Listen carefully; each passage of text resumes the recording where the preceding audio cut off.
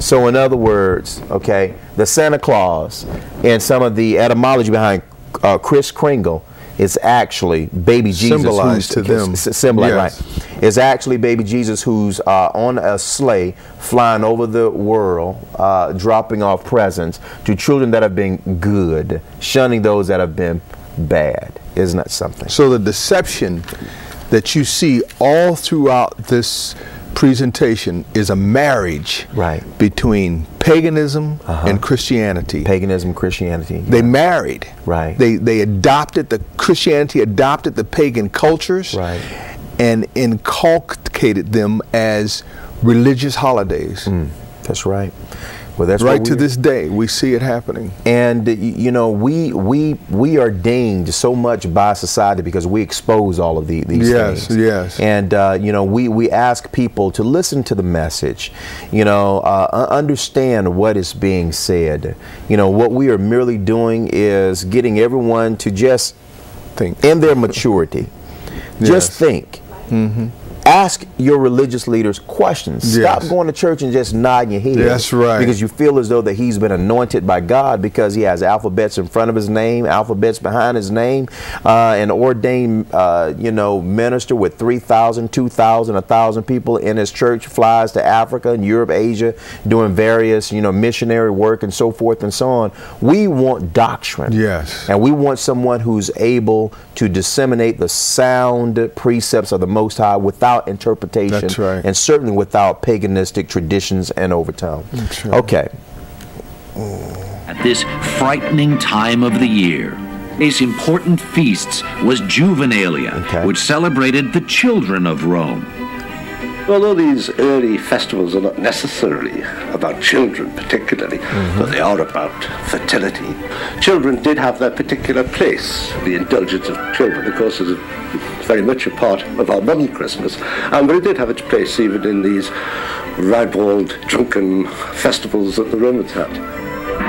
Among the upper classes in Rome, solstice celebrations were significantly more sober.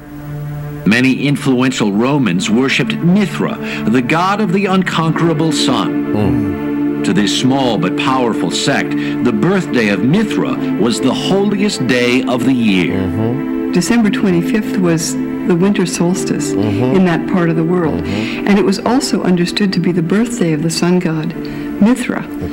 And Mithra was said to be born from a rock. Shepherds came to worship him as he was an infant god born out in that pastoral place in the fields. And many of those stories, of course, have come into Christian tradition. While Romans were worshiping the sun god, a new religion was taking hold throughout the empire. At first, Christians didn't celebrate the birth of Christ. His resurrection was the essential fact of the new religion. That's right. By the 4th century, however, the question of the holy birth became impossible to ignore. There were questions within the church about how to even imagine Jesus. Some people believed that Jesus was purely a spiritual emanation of God, and others believed that Jesus must have actually appeared on earth, and so the decision to celebrate Jesus' birth meant that Jesus was actually a human or a human form. For Christians, the fact of his birth was settled, but the date remained a mystery. The Bible doesn't mention exactly when Christ was born, but certain facts suggest it probably was not in December. Right. So if you're going to sort through the runes of the scriptures, Jesus was probably born in the spring. If the shepherds are out in the fields watching their flock by night, we're not talking about one of the cold spells at the heart of winter.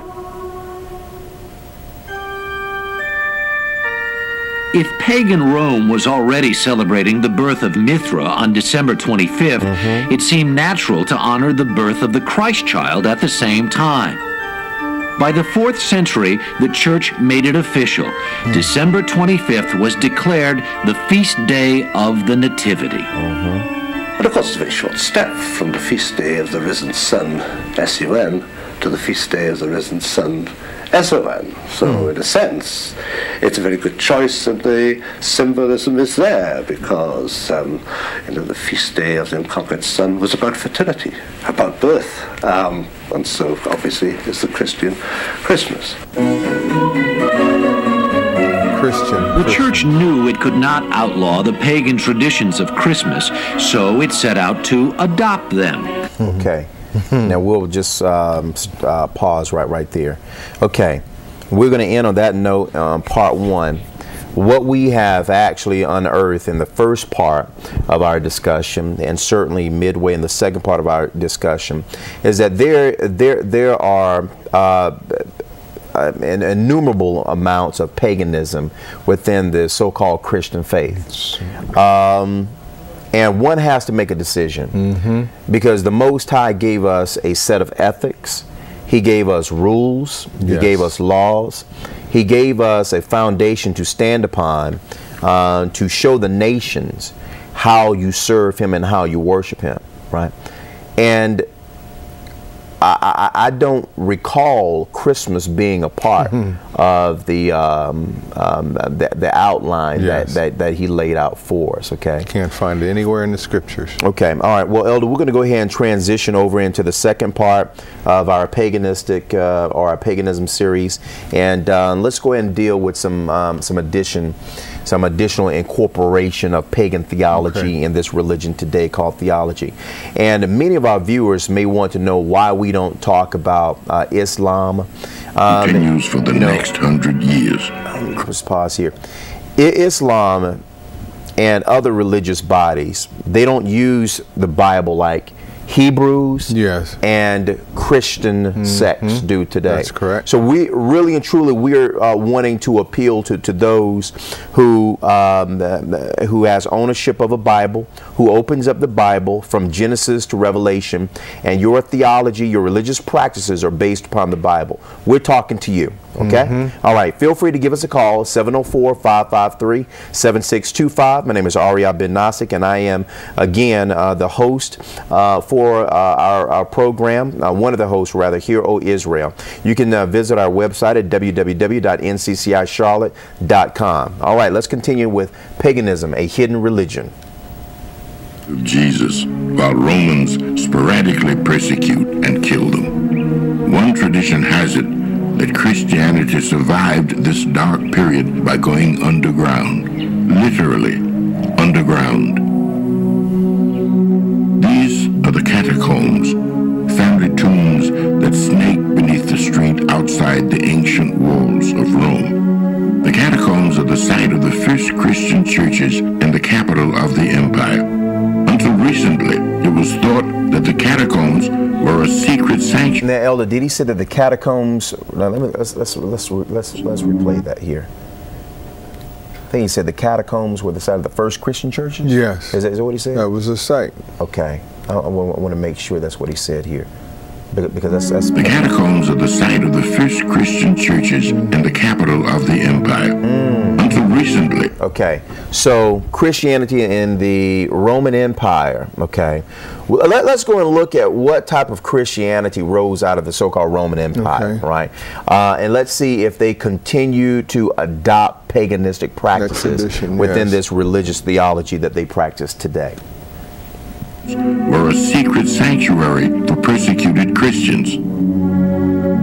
Yet modern scholars have discovered that the catacombs were not used only by Christians. In fact, the underground tombs were the traditional place of burial for Roman pagans. So what we essentially have now, Elder, is under the catacombs, under the streets of Rome, you have Christians who are there fleeing from persecution. Yes. And you also have pagan Romans, okay, who are cohabitating together. Cohabitating.